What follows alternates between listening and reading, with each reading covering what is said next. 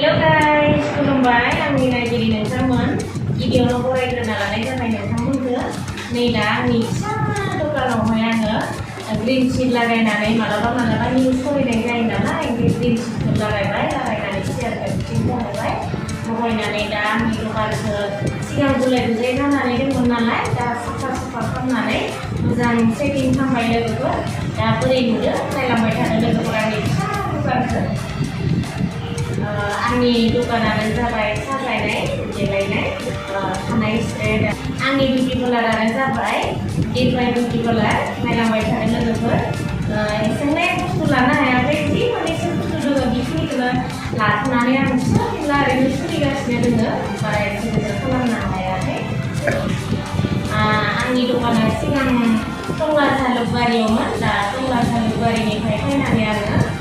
दा बानेरि बारनानै कुसिबिलाव दङ कुसिबिलाव नै दा मेन माबायावनो दङ रास्तायावनो नायलांबाय थानो लोगोफोर दिरबाय बिउटि पार्लार आंनि पार्लारनि नामा फिसासो ओरैनो नायलांबाय थानो लोगोफोर